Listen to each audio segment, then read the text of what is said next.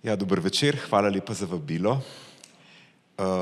Danes bomo govorili o Vodnikovem pesniškem kultu in kot boste videli, ti dogodki niso bili nujno tako komorni, recimo, kot so taki dogodki danes, pravzaprav so bili množični.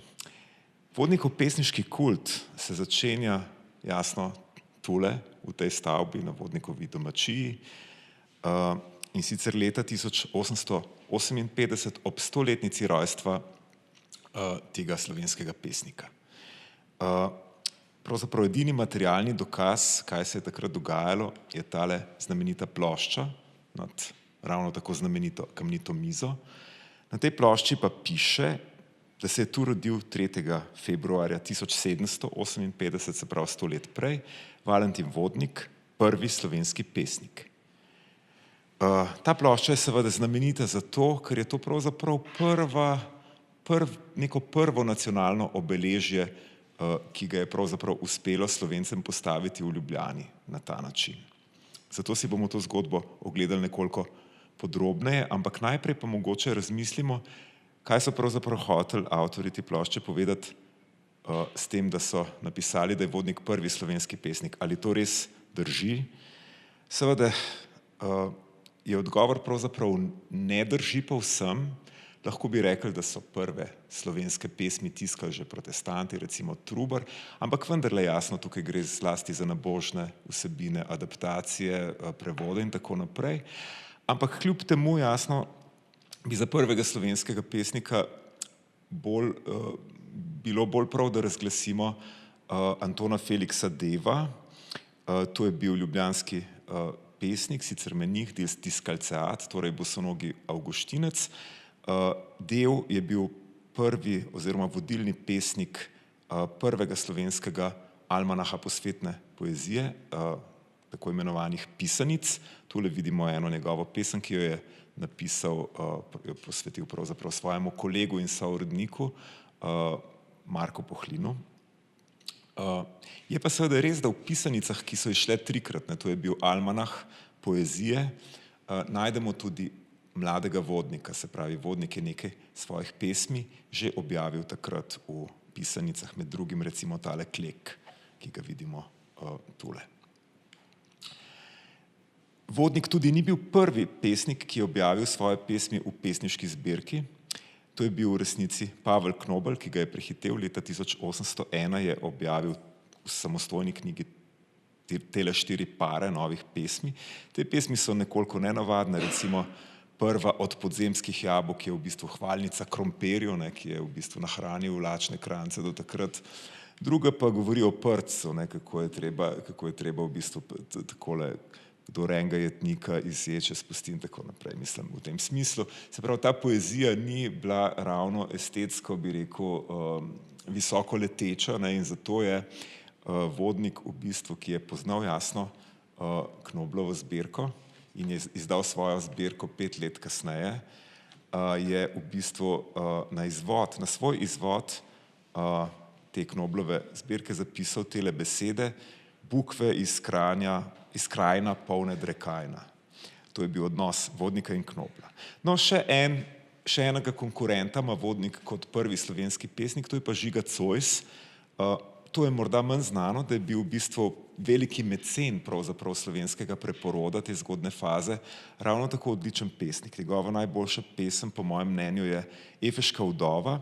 Efeška vdova, tule najdemo prvo stanco. Mislim, Zoisove stance so odlične, stance so oktave, se pravi italijanska kitična oblika iz endeka silabov sestavljene in tako naprej. Ne bomo šli v detajle. Skratka, to je pač, bi rekel, nekoliko pikantna zgodba o Efeški vdovi, ki najprej tako žaluje za svojim možem, da v bistvu se hoče ubiti, potem pa pravi, da se bo izstradala do smrti, pa potem verjetno vemo, kako se pri Petroniju zgodba konča, vendarle pride ta vojak, jo zapelje in tako naprej in potem sledijo še komične peripetije. No, ta Efeška vdova žal ni bila natisnjena, Zois samega sebe ni videl kot pesnika, ki bi javno nastopil, ampak je to poezijo gojil bolj nekako v privatni sferi. Je pa seveda Vodniku namenil vlogo tega javnega pesnika in tu vidimo, in seveda zato je tudi znan kot Vodnikov pesniški mentor. Tole je eno znamenito pismo, ki ga piše Zois Vodniku leta 1794, ker pravzaprav manjka samo 5 verzov, da bi bila pesem popolna. Govorimo o pesmi Na moje rojake, se pravi tudi Zadovoljni kranc. In je torej več kot polovica že zelo dobra, tako dobra, da takšne še nikoli nismo mogli pokazati v našem ljudskem jeziku.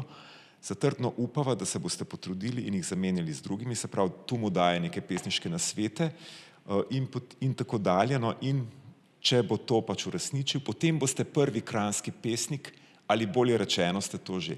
Tako, da je pravzaprav Zois tisti, ki je Vodnika nekako ustoličil in pozval, da zasede to neko mesto prvega kranjskega pesnika. Govorimo seveda o tej pesmi, v originalni verziji nagovarja še Kranjca, Kranjc, tvoja zemlja je zdrava in zapridna nje lega najprava. Potem v kasnejših variantah je ta Kranjc celo postal Slovenc, kar je pa več ali manj potem nekako fabrikacija. Ampak vsekakor Vodnik je potem, se pravi, mnogo let pozneje, se pravi leta 1858 na tej plošči zapisan kot prvi slovenski pesnik, in če to oznako razumemo v kakovostnem smislu, ne toliko v kronološkem, pa vendarle do neke mere seveda lahko rečemo, da ta oznaka drži. Zdaj se pa nekako prezrcalimo v to leto 1858 in si ogledamo, kakšen intimen oziroma komoren ritual se je odvil ob 2:30 zjutraj 3. februarja. Se pravi, tako kot danes se je na predvečer svečnice odvijala velika komemorativna slavnost. Ta slavnost je bila množična, ampak tukaj je pa sodelovala samo elita. In takole piše Malavašič, ki je kronist teh dogodkov. Ob 2:30 zjutraj 3. februarja so se zbrali v Vodnikovi rojstni stanici slovesnimi govori in branjem Vodnikovih pesem pričakovaje trenutka, v katerem je Slovenka v prosti kmečki hiši prvega slovenskega pevca rodila, katerega je modrica s povoji povila, ki se ga vile na Parnasu tkale in položile v zlato zibelko, katero je poezija s svojimi darovi rahlo postlala. Dobre kapljice dolenjskih vinogradov so ogrevale srca pričujočih, ko pa je ura 3 odbila, se vzdigne gospod doktor Toman, nalije kozarec, vstane in reče po krepkem govoru: šel visoko pit savico, sladkih pesmi hladni vir, mojstru pevcev na zdravico, naj mu teče ta požir. Zdaj, to je referenca na eno od Vodnikovih pesmi iz zbirke Pesme za pokušino, ki seveda referira na savico. Savica kot vir pravzaprav Vodnikove pesniške umetnosti, o tem mogoče kaj več pozneje. In potem se takole nadaljuje, Toman seveda, in izpraznivši kozarec je pristavil, da pa nihče ne oskruni več te posode, naj se razleti za vselej v drobne kosce, kar se je tudi zgodilo.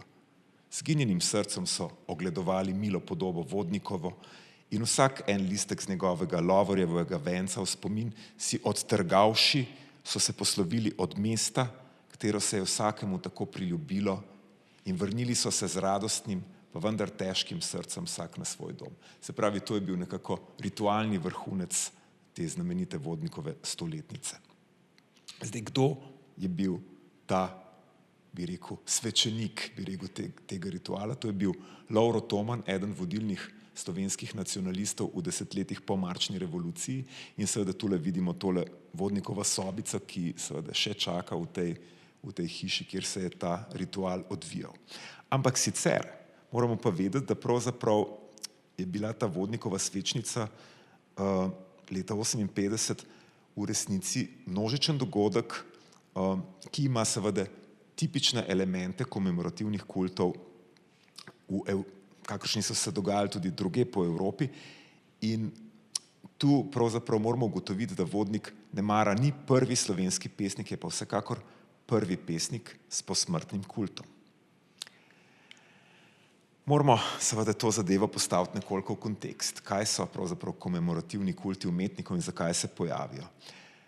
Dejstvo je, da se v 19. stoletju, zlasti v drugi polovici, po celi Evropi kot neka epidemija širi slavljenje velikih mož kulture, to so pisatelji, pesniki, skladatelji in drugi umetniki. Tu na slikah vidimo podobe iz različnih dežel, recimo Schillerjev kult v Nemčiji, spodaj na levi, je bil izjemno pomemben. Te vzorci so se potem posnemali tudi druge. Lahko je bil predmet kulta recimo lingvist, kot je tole Ferenc Kazenci, očiščevalec madžarskega knjižnega jezika. Ti komemorativni kulti so imeli pogosto množične razsežnosti. Na velikih otvoritvah spomenikov se je zbiralo tudi po več tisoč ali celo več 10.000 ljudi.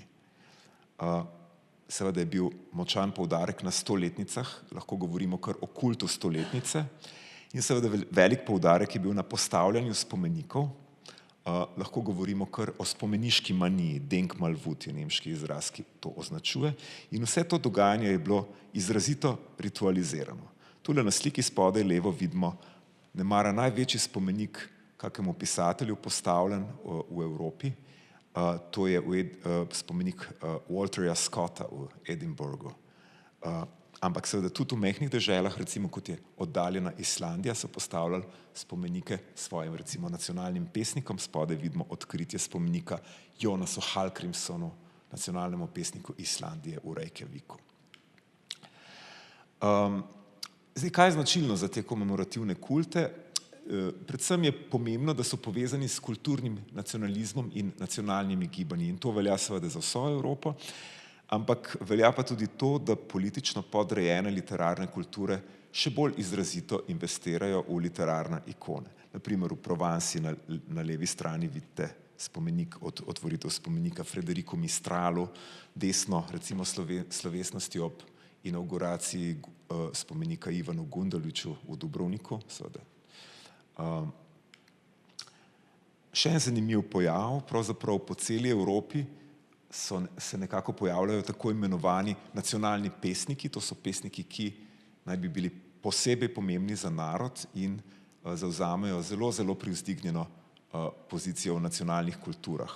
V bistvu je to proces kanonizacije, ki se dogaja po njihovi smrti. Tukaj vidimo nekaj najbolj reprezentativnih primerov, recimo od Puškina in Ševčenka na vzhodu, pa potem v srednji Evropi zelo močni primeri, recimo Mickiewicz na Poljskem, Jasno Prešeren pri nas, Petofi na Madžarskem, pa potem tudi recimo Eminescu v Romuniji, Bote v Bolgariji, pa vse seveda Burns na Škotskem, Hallgrímsson v Islandiji. Spodaj vidimo inauguracijo Puškinovega spomina v Moskvi, kjer so ljudje dobesedno padali v nezavest. Vidimo potem repatriacijo Mahovih posmrtnih ostankov oziroma slovesni prenos posmrtnih ostankov, take stvari se dogajajo. S tem v zvezi seveda lahko govorimo tudi o enem drugem konceptu, o kulturnih svetnikih, namreč ta komemorativna kultura nosi pravzaprav celo mestoma zelo, zelo religiozna obeležja, ampak o tem danes ne bomo podrobneje razpravljali. Tule vidimo apoteozo Mickiewiča, poljskega nacionalnega pesnika, seveda na nekoliko kasnejši podobi. Zdaj se pa vračamo k Vodniku. Kdaj bi lahko rekli, da se začenja Vodnikov kult? Seveda, kult je posmrtna zadeva. Vodnik je bil pokopan na pokopališču svetega Krištofa. Danes je to Navje. Če greste danes na Navje, boste videli tam tale Vodnikov spomenik, in če greste pogledat od zadaj, boste videli originalno latinsko inskripcijo. Tule sicer piše, da so ta spomenik postavili leta 1819. To ne drži, postavljen je bil pozneje, mislim, da leta 1827, ampak je bila dodana latinska inskripcija, torej Vodniko, Valentino Vodnik, poeta Carniolo, Slavo Carniolo, nekaj podobnega. In kar je značilno seveda, je, da prva generacija, bi rekel, slovenskih intelektualcev, ki so pa že zavezani nacionalnemu preporodu, pa kaj naredijo? Grejo na Navje, obrnejo ta spomenik, tako da latinski napis gleda proti steni, in dodajo nov slovenski napis, kjer pač so osnovni življenjski podatki o Valentinu Vodniku in pa seveda tile njegovi znameniti verzi: Ne hčere, ne sina pomeni nebo, dovolj je spomina, me pesmi pojo. Torej, ta ideja, da bo pesnik, ki je pesnil v slovenskem jeziku, s tem nekako pridobil večno slavo. Lahko bi rekli seveda, da se tukaj začenja Vodnikov kult na tej točki. Kdo pa je bil zadaj, seveda za to spremembo, kdo so ti prijatelji, tule piše spodaj, popravili prijatelji. Te prijatelji so seveda Prešeren in seveda njegov krog. Prešeren je bil, seveda se je sam zavedal teh stvari, v bistvu je bil eden od tistih, ki so pravzaprav promovirali Vodnika in njegov spomin, tudi zato, pač, da se nekako naslonijo na to slovensko tradicijo. Torej Prešeren, vemo, da leta 1840 ponatiskuje Vodnikove pesmi, napiše leta 1845 v Kmetijskih in rokodelskih novicah odo v spomin Vodniku in se na ta način pokloni svojemu predhodniku. To so zametki. Zares pa se Vodnikov kult začenja oblikovati šele po marčni revoluciji, ki je seveda precej sprostila javno življenje. Tu je seveda zelo pomembno tako imenovano slovensko društvo, ki je po marčni revoluciji začelo prirejati dogodke imenovane besede.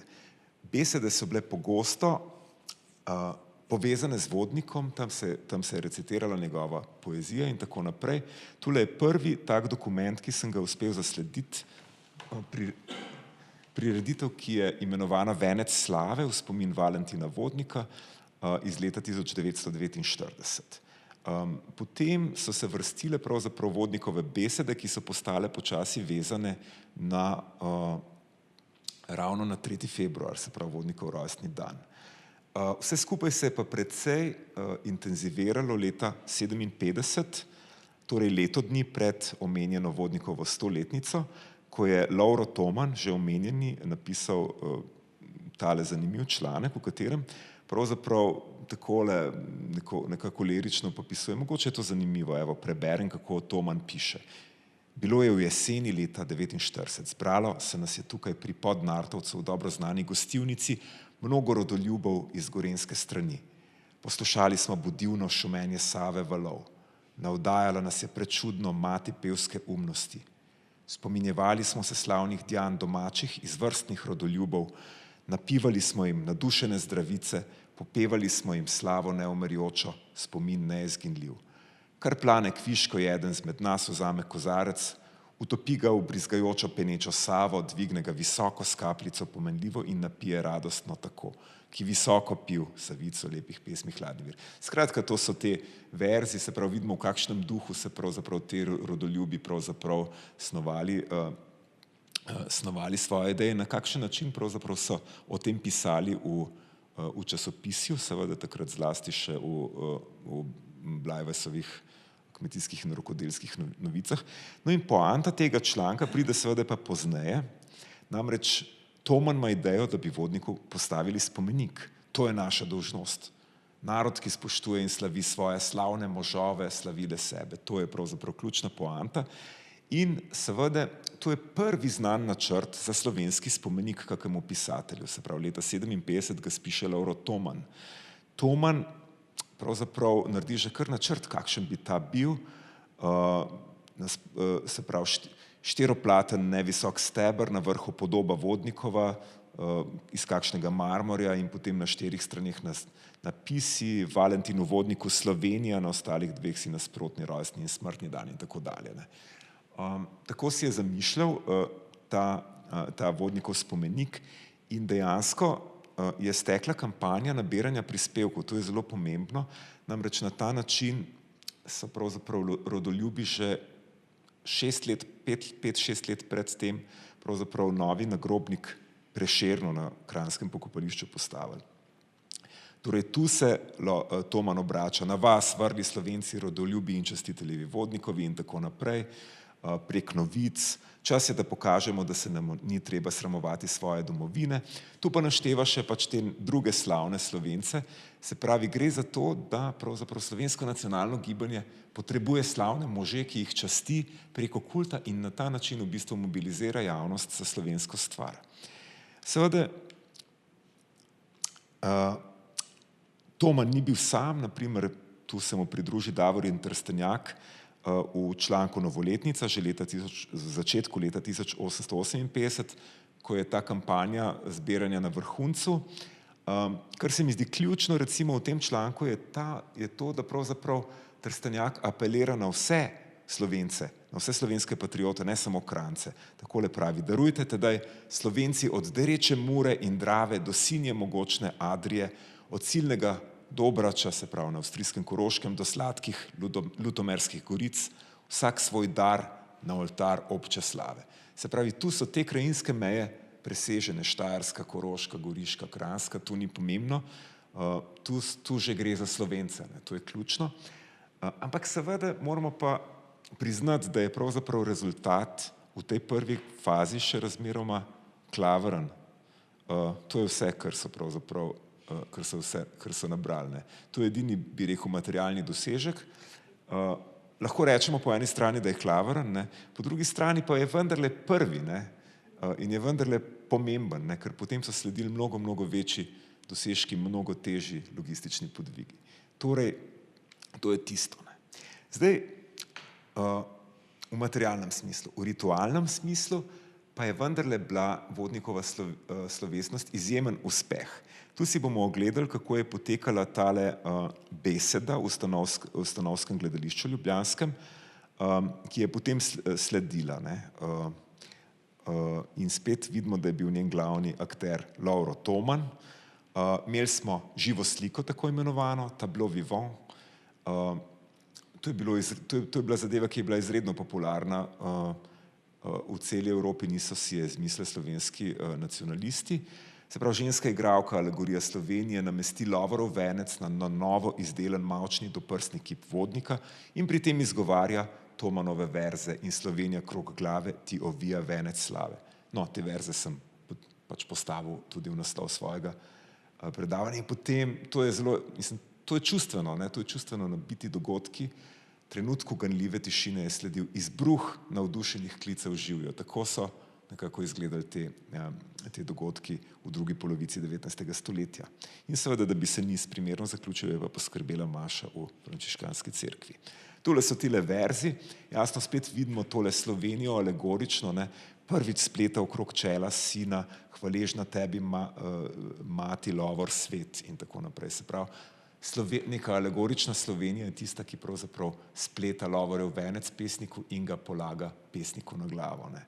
In seveda spodaj vidimo pa te verze, ki sem jih že omenil, Slovenija krog glave ti ovija venec slave. Se pravi, tu je bila potem ta pesem tudi objavljena.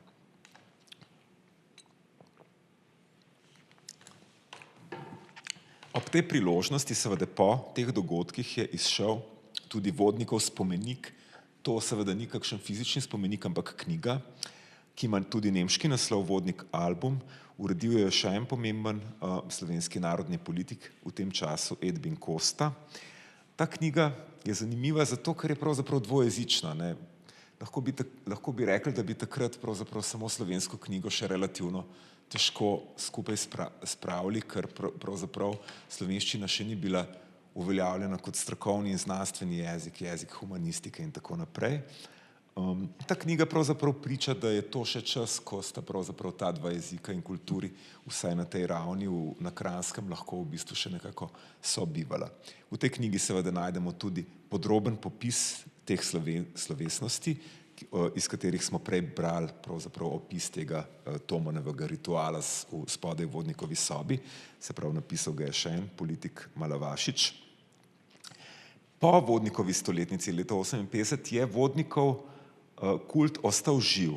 O tem pričajo občasne navedbe v različnih časopisih. Recimo vidimo, da pravzaprav se praznuje Vodnikov rojstni dan, da se vsako leto ponavlja njegov živi spomin, da se pravzaprav da se tudi pravzaprav že nalaga nek denar, pravzaprav, da se v imenu Vodnikovem objavljajo razpisi in tako dalje. Vidimo tudi, da Vodnikova poezija ne živi samo v ponatisih, ne, takrat se dogajajo tudi novi ponatisi, jasno, Vodnikove poezije, ampak zaživi tudi v glasbeni obliki, kar je zelo pomembno za komemorativne kulte. Tu vidimo dve znani Vodnikovi pesmi v glasbeni obliki iz tega časa, Zadovoljni Kranjc in Moj spomenik v Fersterjevi uglasbitvi. Vidimo pa, da je možno gojiti seveda tudi privatno Vodnikov kult, seveda, če si kupaš tale mali kipec, ki je bil izdelan konec 60. let, to je mavčni, to je To so majhni kipci znamenitih slovenskih osebnosti, ki se v bistvu pojavijo v tem času in med njimi je bil eden prvih tudi Vodnik.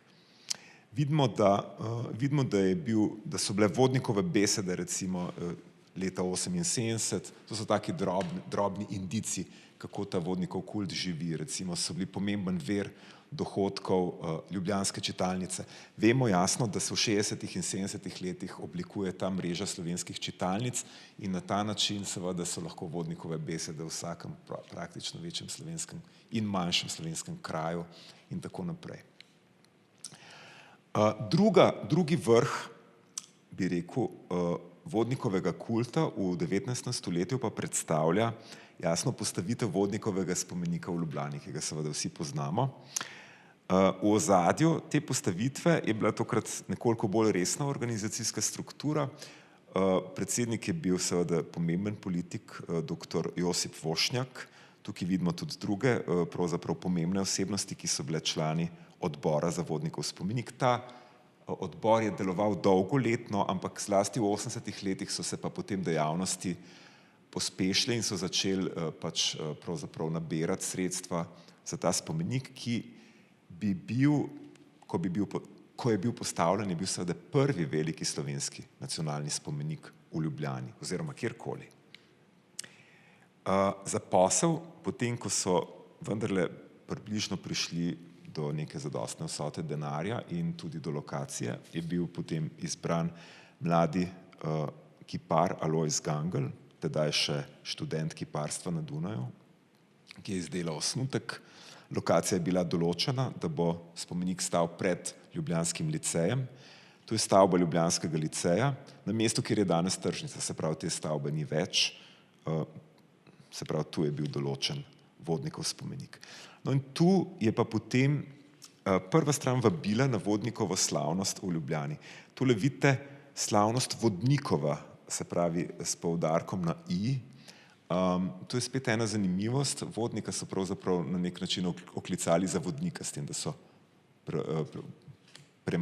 premaknili na glas. To nekako simbolično so ga pravzaprav oklicali za vodnika Slovenca. No in tukaj vidimo, da je bila ta fešta junijska, je trajala kar 3 dni. Tule vidimo njen program. Ta program je zelo raznolik, je zelo ljudski, tukaj so godbe, zdraviliške godbe, koncerti, plesi, ogledovanja muzejev, obedi, sprehodi in tako naprej. Imamo pa seveda tudi ritualni poklon, tule spodaj je označeno o pol 6. uri odhod iz čitalnice na pokopališče pri Svetem Krištofu, kjer polože Slovenska matica, pisateljsko društvo in druga narodna društva vence na Vodnikov grob in kjer bode pelo društvo Slavec in tako naprej. To je dan prej, ampak vrhunec je pa seveda dan otvoritve, to je 30. junij. Tu imamo potem še druge dogodke, no, ampak vrhunec je seveda odkritje Vodnikovega spomenika ob 12. uri. Slovesnim govorom gimnazijskega ravnatelja Vistalerja, streli na gradu, kantata Vodniku, ogromen zbor je bil zbran za to priložnost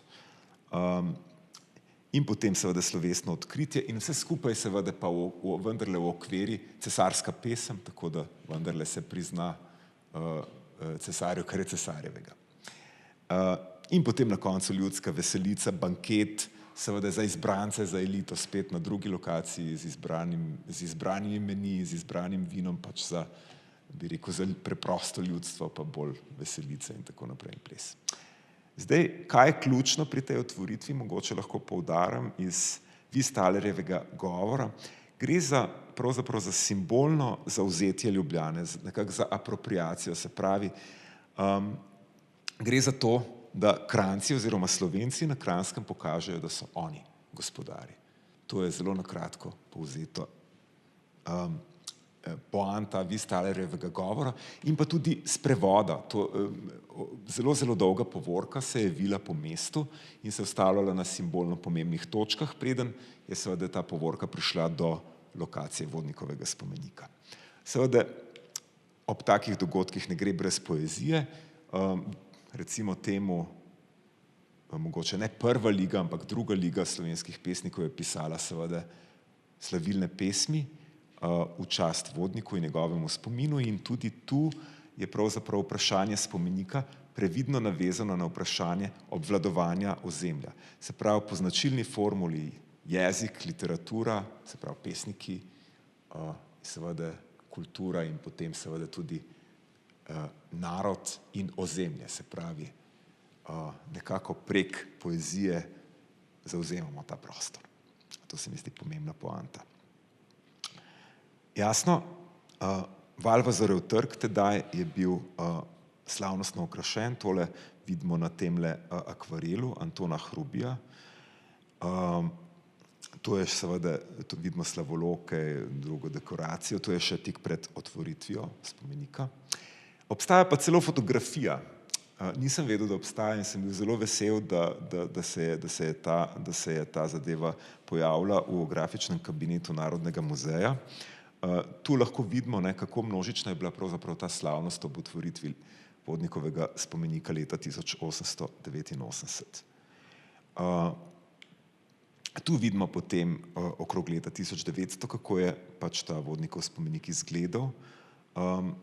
Potem pa 3 leta pozneje je bila pa pač ta licejska stavba porušena kot posledica pravzaprav ljubljanskega potresa, je bila pač statično tako poškodovana, da se niso odločili za obnovitev. Tule še ena razglednica iz Ljubljane, Vodnik plac, seveda je bil trg preimenovan Vodnik plac.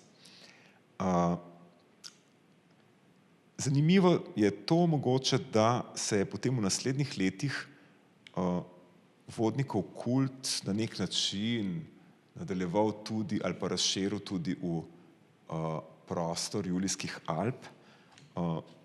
To je po svoje seveda razumljivo, ker je Vodnik jasno omenja gorski svet v svoji poeziji, bil je tam večkrat, njegova znamenita pesem Vršac, njegovo posvetilo pravzaprav Savici.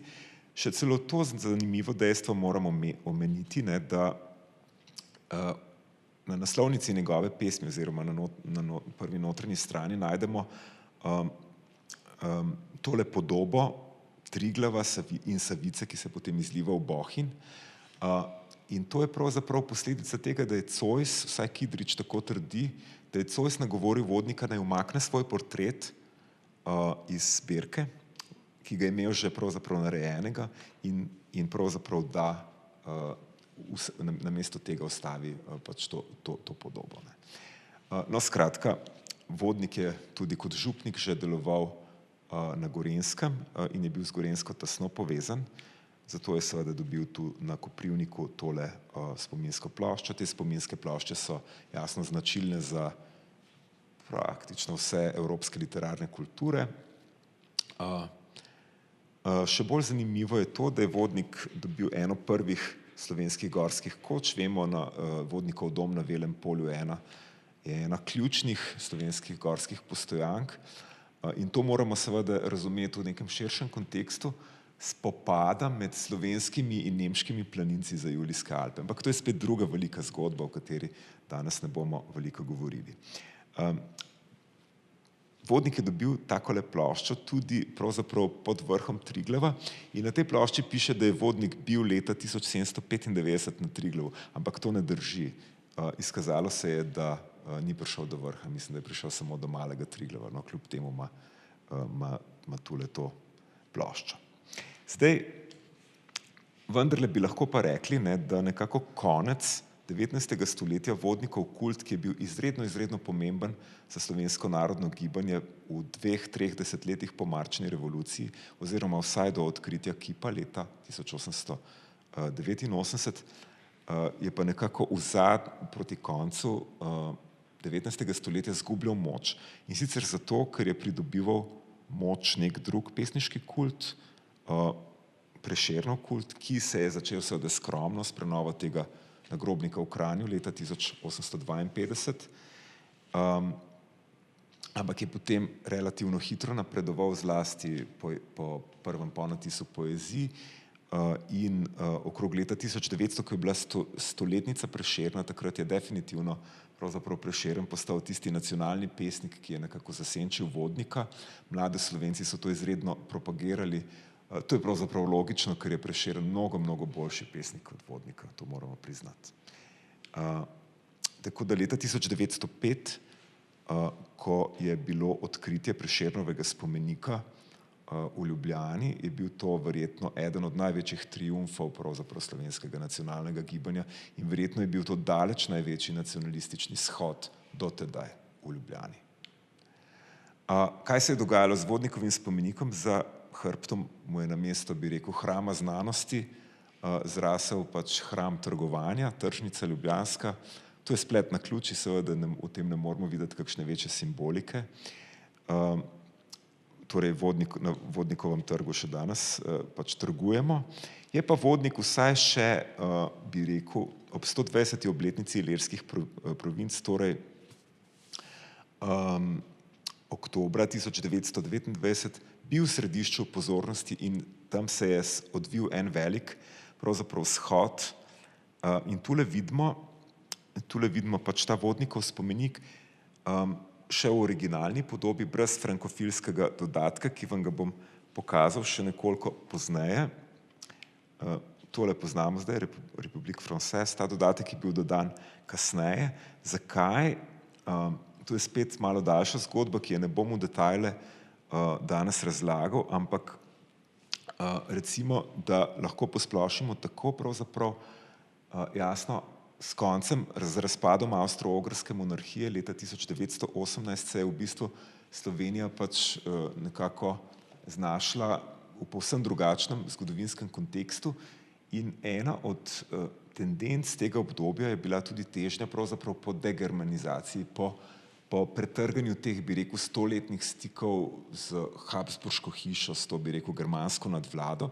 In v tem kontekstu je bil Vodnik priročen, zato ker je v času Ilirskih provinc seveda napisal zlasti to Odo Ilirija oživljena, v kateri se pokloni Napoleonu kot ustanovitelju neke nove enote in seveda se ga da v tem smislu interpretirati tudi kot nekoga, ki je predvidel neko drugačno prihodnost Slovencev, ki ni povezana z Habsburškim imperijem, recimo tako.